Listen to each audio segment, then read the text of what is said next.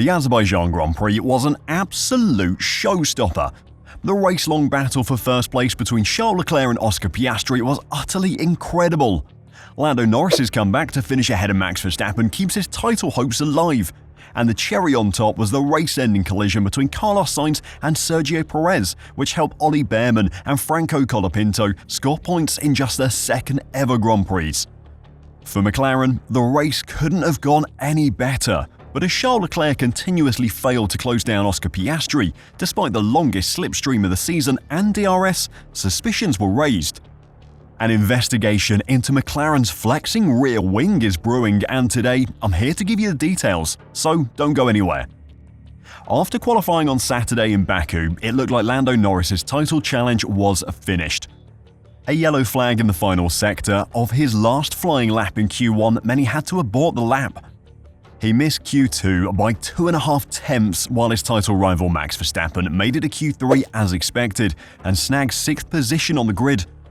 While overtaking at Baku is possible thanks to the massive start-finish straight, it was a disaster for Norris. Going into the race, Lando needed to outscore Verstappen by 8 points a race to secure the driver's title, but if Verstappen were to outscore him, that number would leap up.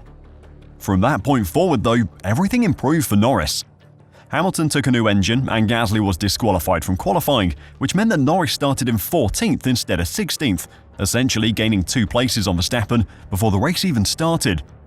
Norris then drove an incredible race, finding some outstanding pace in clear air after Alex Albon pitted ahead of him, and then taking seconds a lap out of the gap to Verstappen in his final stint. On lap 49, he passed Verstappen, and with the fastest lap in the bag as well, the damage was well and truly limited for Lando. The gap at the top is now 59 points, and Lando needs 8.5 points a race to take the title. As impressive a drive as it was from Norris, all the attention was understandably on Oscar Piastri, who drove an absolute blinder to take the win in Baku.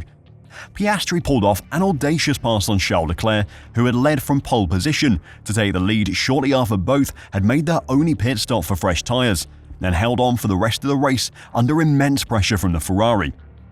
Barely a lap went by that Piastri didn't have to look in his mirrors and make the decision whether to defend or not. Leclerc got close a few times but could never stay close enough to Oscar through the castle section, to then make the most of the biggest toe on the calendar to pass the Australian. Leclerc said he felt he and Ferrari had not made the right setup choices for the hard tyre because he'd done no race simulation running as a result of problems in Friday practice, and he struggled after his pit stop as a result. They had a lower downforce package, and we had a bit more downforce, but in the straights they were flying, and that is probably where we lost the race, Leclerc said. When he overtook me, I was not too worried. I thought I would stick with him and overtake him again once the tyres were up to temperature. But the opportunity never arose again. They were too quick on the straights. It was a small misjudgment, but it hurts. It was a superb move by Oscar and seemed to catch Leclerc off guard. He told Piastri in the green room before the podium that he'd braked at his normal spot and expected the McLaren to sail on past the apex. As Leclerc said though, despite the move being made, everyone expected him to have a chance to retake the lead. It was only lap 20 when Oscar made the move, and he never really broke out of DRS range, meaning that lap after lap, Leclerc had a 20 km/h advantage into turn 1, but he was never able to make the most of it. Piastri defended masterfully throughout, but at some point, Leclerc should have been close enough to make the move.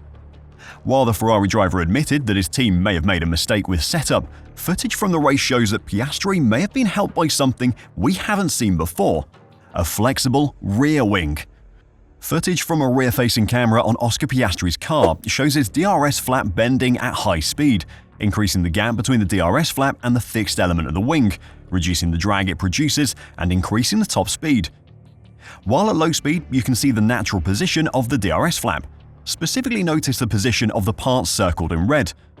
When compared to Piastri's rear wing on the start-finish straight, you can see how the gap has increased and how the edges of the DRS flap are bending upwards.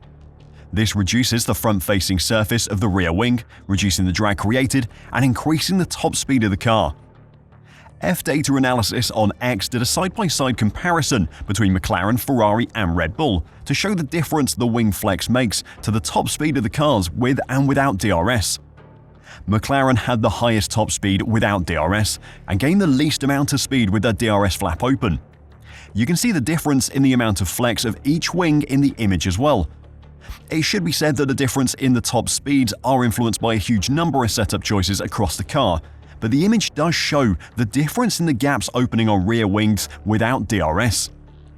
As with every flexi wing we've ever seen in Formula 1, this one is legal for now. The FIA uses tests which say that if a part can withstand X load without moving Y distance, then the part is rigid enough to be considered legal.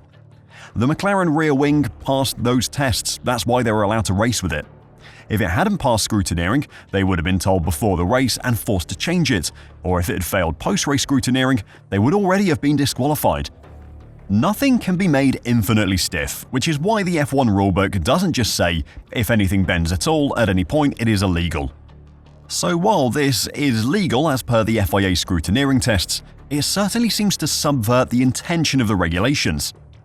In the technical regulations, section 3.10.10 outlines the rules for the DRS flap.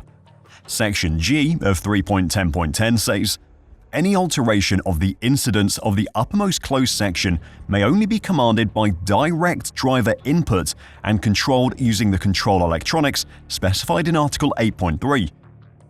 Every car's DRS flap moves slightly under load because it's impossible to make it infinitely stiff, but the lifting of the corners of the leading edge of the MCL38's DRS flap is something that is unique to their car. So what could happen to McLaren? Well, as much as Ferrari and Max Verstappen would probably love for both McLarens to be disqualified from the Baku Grand Prix, that probably won't happen. Flexible wings are nothing new in F1, as they provide a huge advantage to any car using them. Flexible wings that pass scrutineering are nothing new either.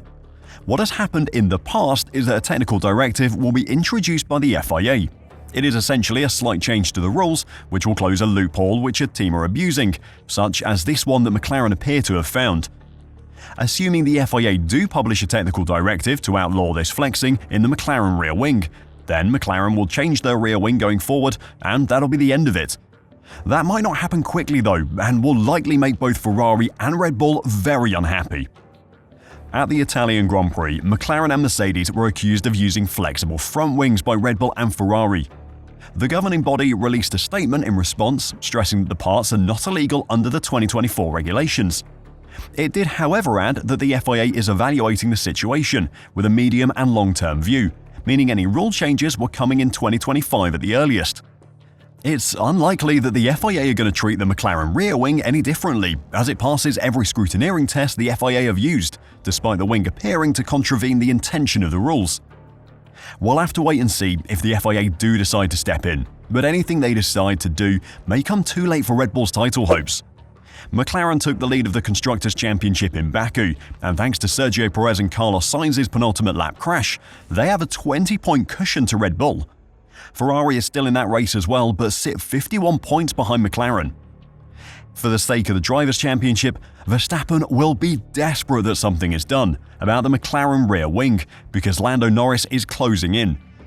Baku may not have been the huge haul that Norris was hoping for, but outscoring Max by 8.5 points per race isn't impossible. What do you think of McLaren's rear wing? Should the FIA step in and do something about it? Or do you think McLaren should be allowed to use the loophole they've found? Let me know your thoughts in the comments down below, and until next time, drive safe and bye for now.